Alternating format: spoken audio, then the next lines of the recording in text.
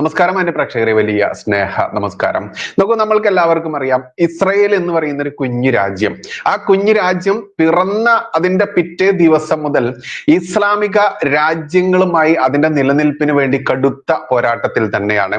ഇസ്ലാമിക ഭീകരന്മാർ ഇസ്രായേൽ എന്ന് പറയുന്ന ആ രാജ്യത്തിനെതിരെ ഇത്ര കണ്ട് ആക്രമണോത്സുകത കാണിക്കുന്നത് മറ്റൊന്ന് സാമ്പത്തികപരമായിട്ടുള്ള നേട്ടത്തിനോ അതല്ലെങ്കിൽ ഭൗതികപരമായിട്ടുള്ള നേട്ടത്തിനോ മറ്റെന്തെങ്കിലും ഒരാവശ്യത്തിനോ ഒരു പകയോ ഒന്നുകൊണ്ടുമല്ല. പിന്നെ എന്താണ്? ഇവർ സമാധാന മതം, സമാധാന കൊതം എന്റെ പൊന്നെ, സമാധാന മതം എന്നും പറഞ്ഞ് നടക്കുന്ന ഈ ഒരു കിതാബിൽ വിശ്വസിച്ചതിന്റെ പേരിൽ ഈ മുസ്ലിങ്ങൾ ഈ മത വൈരാഗ്യത്തിന്റെ പേരിൽ തന്നെയാണ് ഈ ജൂതന്മാരെ എല്ലാവരെയും കൊന്നൊടുക്കണമെന്ന് ഇവനൊക്കെ വിശുദ്ധ കിതാബ് എന്നും പറഞ്ഞ് നടക്കുന്ന, എന്നാൽ വെട്ടാനും കൊല്ലാനും കുത്താനും അന്യന്റെ ഭാര്യയായാലും സ്ത്രീജനങ്ങളായാലും സ്വത്തുവകകളായാലും മോഷ്ടിക്കാനും ബലാത്സംഗം ചെയ്യാനും കൊടും ക്രൂരത ചെയ്യാനും മാത്രം വിളംബരം ചെയ്യുന്ന ഒരു കിതാബ്, ആ കിതാബിനെ വിശുദ്ധ കിതാബ് എന്ന് വിളിക്കുന്ന ഇവന്റെയൊക്കെ തലയിൽ എന്താണുള്ളത് എന്ന് ചോദിക്കേണ്ട ആവശ്യമില്ലല്ലോ. നമ്മൾ കഴിഞ്ഞ ദിവസം കണ്ടു, ഖത്തർ എന്ന് പറയുന്ന രാജ്യത്ത് ഒളിച്ചിരുന്ന ഹമാസ് കൊടുംഭീകരന്മാർ, ആ ഹമാസ് കൊടുംഭീകരന്മാരെ ഒരു അണുവിട പോലും തെറ്റാതെ ലക്ഷ്യം വെച്ചുകൊണ്ട് എല്ലാത്തിനെയും ചുട്ട് ചാമ്പലാക്കിയ ഇസ്രയേലിന്റെ കണിശമായിട്ടുള്ള ആക്രമണം നമ്മൾ കണ്ടില്ലേ. എന്നിട്ട് അവിടുത്തെ ഖത്തർ ഭരണാധികാരി എന്ന് വലിയ പ്രഖ്യാപിക്കുന്നുണ്ട്, അറബ് രാജ്യങ്ങളെല്ലാവരും ഒന്നിക്കണം, ഇസ്രയേലിനെ ഇനി വെറുതെ വിട്ടുകൂടാ എന്നുള്ളത്. അല്ലെങ്കിലും അറബ് രാജ്യങ്ങളൊക്കെ ഇസ്രയേലിനെ ഇങ്ങനെ വെറുതെ വിട്ടാണല്ലോ അവർ ഇത്രയും വരെ പിടിച്ചു നിന്നത്. നോക്കൂ, ആ കുഞ്ഞു രാജ്യത്തെ മതത്തിന്റെ പേരിൽ മാത്രം നശിപ്പിക്കാൻ ഇറങ്ങിയിട്ടുള്ള ഇസ്ലാമിക മദ്രസ പൊട്ടൻ രാജ്യങ്ങൾക്ക് കൃത്യമായും ഒരു നിമിഷം പോലും വൈകാതെ മറുപടി കൊടുത്തുകൊണ്ടിരിക്കുന്ന ആ ഇസ്രയേൽ അത് ചെയ്തിട്ടില്ല എന്നുണ്ടെങ്കിൽ എന്തായിരിക്കും അവരുടെ അവസ്ഥ എന്ന് ആരെങ്കിലും ചിന്തിച്ചിട്ടുണ്ടോ? എന്തായിരുന്നു കഴിഞ്ഞ ദിവസം ഖത്തർ എന്ന് പറയുന്ന രാജ്യത്തിലേക്ക് കയറിക്കൊണ്ട് മിസൈൽ ഇട്ടുകൊണ്ട് അവിടുത്തെ ജിഹാദികളെ കൊല്ലാനുള്ള കാരണം എന്തായിരുന്നു? അവിടെയാണ് നമ്മൾ ചിന്തിക്കേണ്ടത്. ഒരു പക്ഷേ നരേന്ദ്രമോദിജി ആയിരുന്നില്ല നമ്മുടെ ഭാരതം ഇന്ന് അല്ലായിരുന്നു ഭരിക്കുന്നതെങ്കിൽ, വേറെ ഏതെങ്കിലും മദ്രസ പൊട്ടന്മാരുടെ കിതാബും വായിച്ചിട്ടുള്ളവരാണ് ഭരിക്കുന്നതെങ്കിൽ എന്താകുമായിരുന്നു അവസ്ഥ? എപ്പോഴോ കേരളത്തിൽ ഇസ്രയേലിന്റെ ബോംബുകൾ വന്ന് പതിച്ചിട്ടുണ്ടാവുമെന്ന് ഏതൊരു അന്നം കഴിക്കുന്ന സാധാരണക്കാരനും മനസ്സിലാവും. അതിൽ പ്രത്യേകമാണ് എടുത്തു പറയേണ്ടതാണ് മലപ്പുറമൊക്കെ. എന്താ മലപ്പുറത്തിന് പ്രത്യേകത?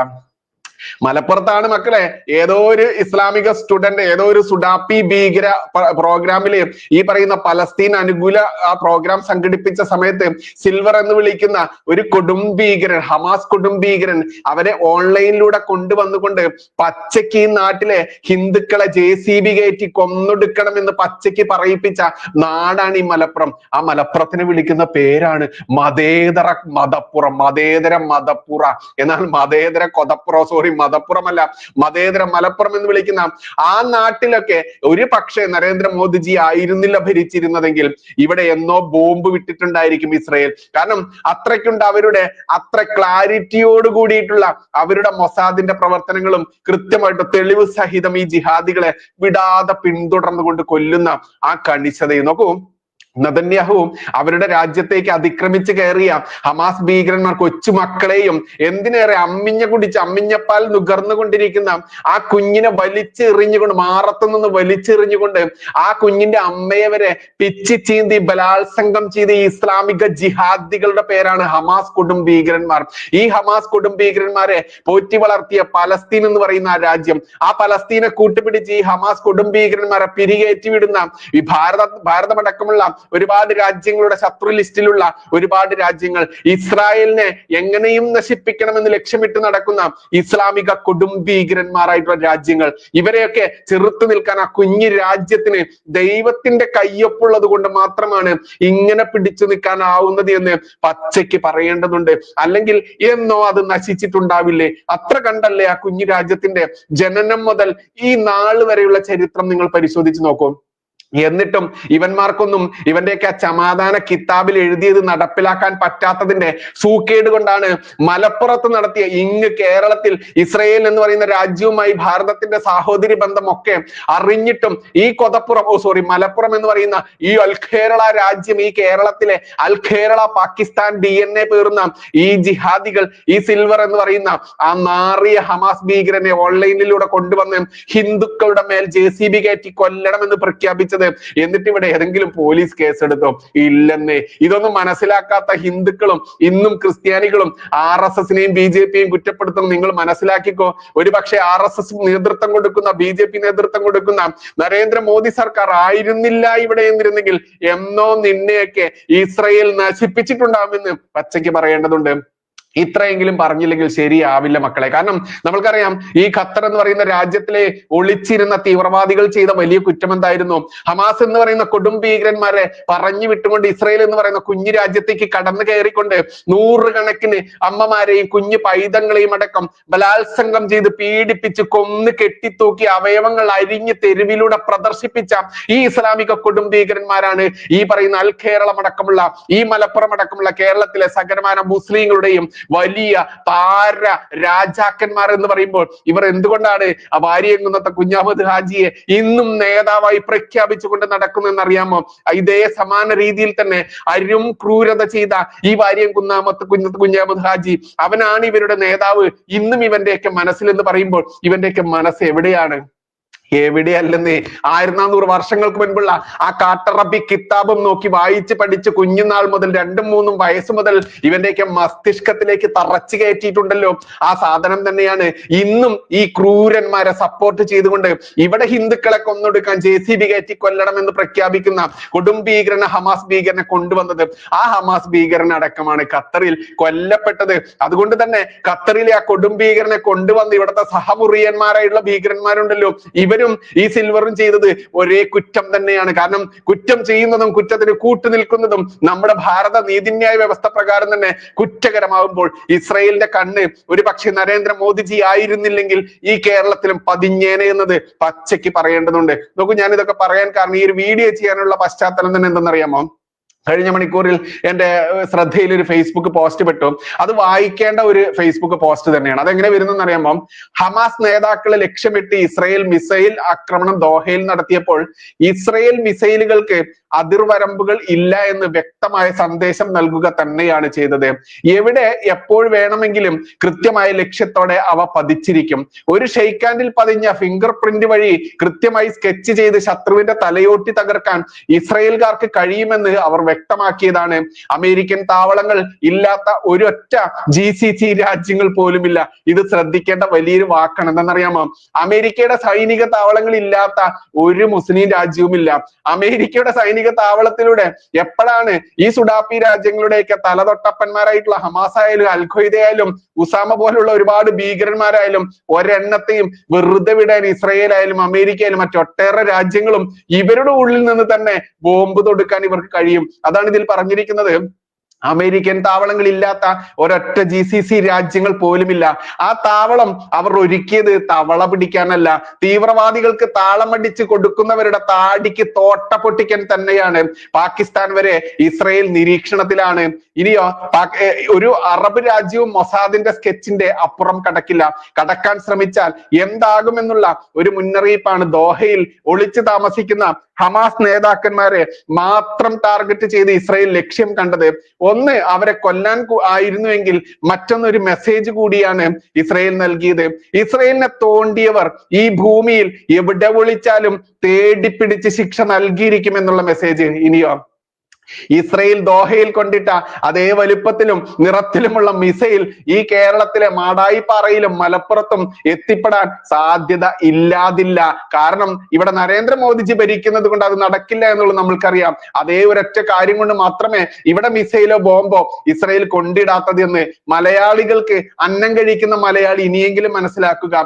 ഹിന്ദുവിന്റെ പേരിൽ അതല്ലെങ്കിൽ RSSന്റെയും BJPയുടെയും അതല്ലെങ്കിൽ ഹിന്ദുത്വ വർഗീയത എന്നും പറഞ്ഞുകൊണ്ട് ചാണകമെന്നും വിളിച്ച് നീയൊക്കെ പരിഹസിക്കുന്ന ഞങ്ങളൊക്കെ ഉണ്ടല്ലോ, ഞങ്ങളുടെ നേതാവ് നരേന്ദ്രമോദിജി ഭരിക്കുന്നത് കൊണ്ട് തന്നെയാണോ ഇന്നും കേരളത്തിലേക്ക് ഇസ്രയേലിന്റെ മിസൈലുകൾ വരാത്തത് എന്ന് അഭിമാനത്തോടെ പറയാൻ ഓരോ സംഘപ്രവർത്തകനും ഓരോ ഹിന്ദുത്വവാദിക്കും ഓരോ സ്വാഭിമാനി ഹിന്ദുവിനും അഭിമാനത്തോടെ പറയാൻ കഴിയണം. അത് ഉച്ചത്തിൽ പറയുക തന്നെ വേണം. ഇനിയോ കാരണം മലപ്പുറത്തും എത്തിപ്പെടാൻ സാധ്യത ഇല്ലാതില്ല. കാരണം സക്കീർ നായിക് എന്ന നായയുടെ അടുത്ത ജിഹാദി പർവ്വതീസയുടെ ലിസ്റ്റിൽ കേരളമാണ് പ്രധാനമായും ഉള്ളത്.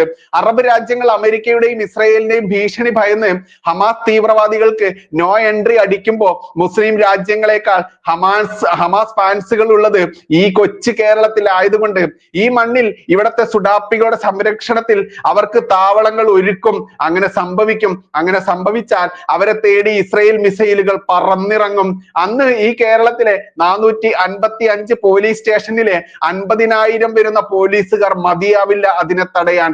അവർക്ക് തടയാൻ പറ്റുന്നത് ഹെൽമെറ്റ് ഇല്ലാത്തവരെയും ഓണത്തിന് ഓപ്പറേഷൻ സിന്ദൂർ എന്ന് പൂക്കളം വിടുന്നവരെയും മാത്രമാണ്.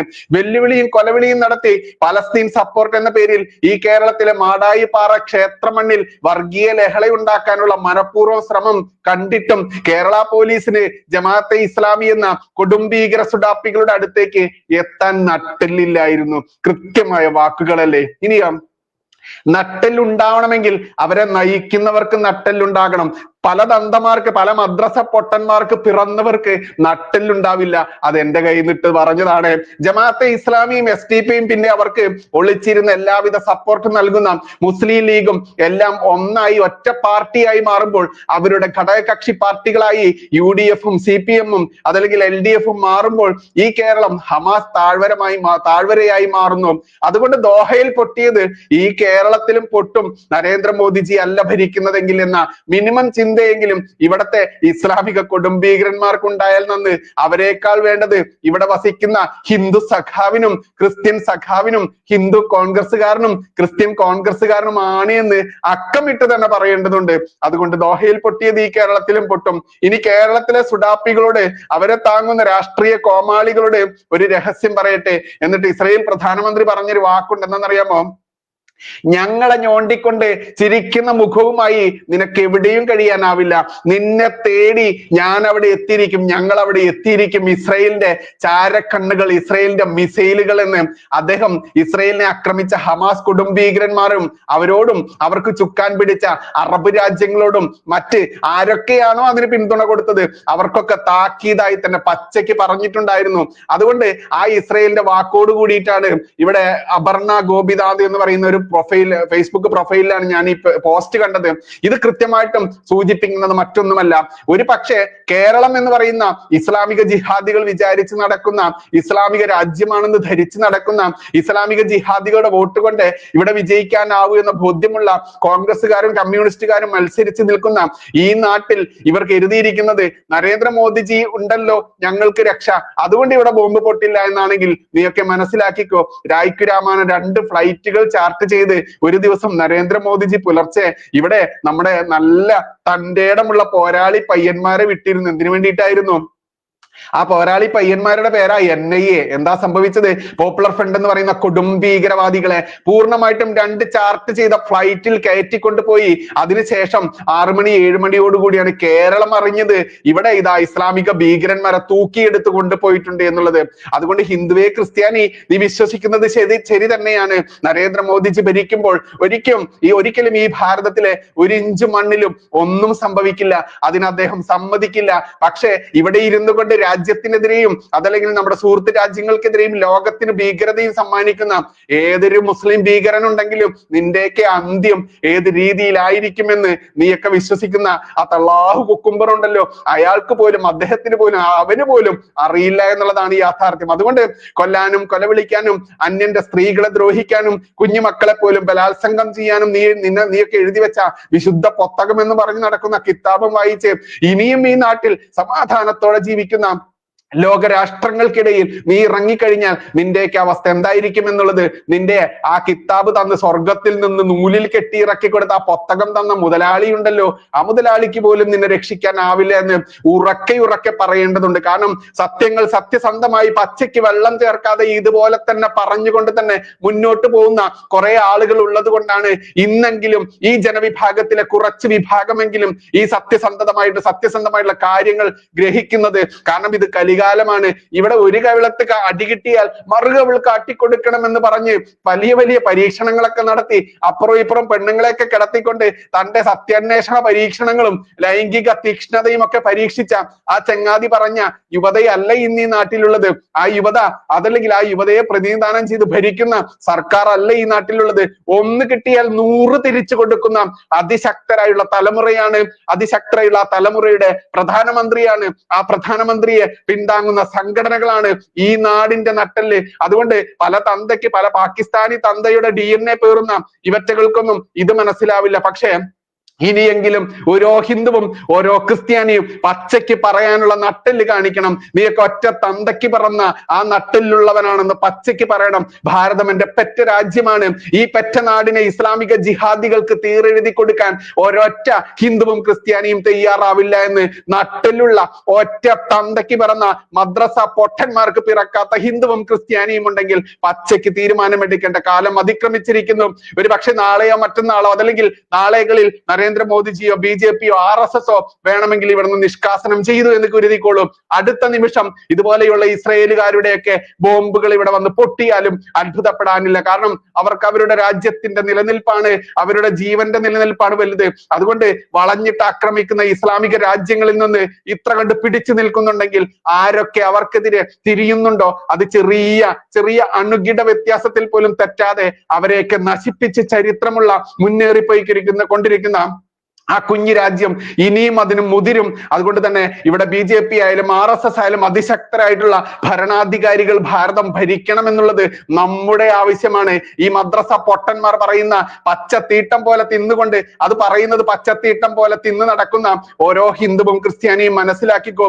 ഇവനൊക്കെ വിഷം പുരട്ടി തരുന്ന മതേതരം എന്ന് പറയുന്ന ലേബലിൽ നിനക്ക് പുരട്ടി തരുന്ന വിഷമുണ്ടല്ലോ, അത് കഴിച്ചുകൊണ്ട് RSSനെതിരെയും BJPക്കെതിരെയും ശബ്ദിച്ചുകൊണ്ട് ഈ രാജ്യത്തെ ശിഥിലമാക്കാൻ നടക്കുന്ന അവന്മാർക്ക് അച്ചാരം പാടിക്കിടക്കുന്ന അവന്മാരുടെ അമേധ്യം ഭക്ഷിക്കാൻ തയ്യാറാവുന്ന ഓരോരുത്തർക്കും ഈ പറയുന്ന ഇസ്രായേൽ ഖത്തറിനും മറ്റൊട്ടേറെ അറബ് രാജ്യങ്ങൾക്കും നൽകിക്കൊണ്ടിരിക്കുന്ന മറുപടി വലിയ താക്കീത് തന്നെയാണെന്ന് പറയാതിരിക്കാനാവില്ല. നന്ദി, നമസ്കാരം. ജയ് ഹിന്ദ്, ജയ് ശ്രീറാം.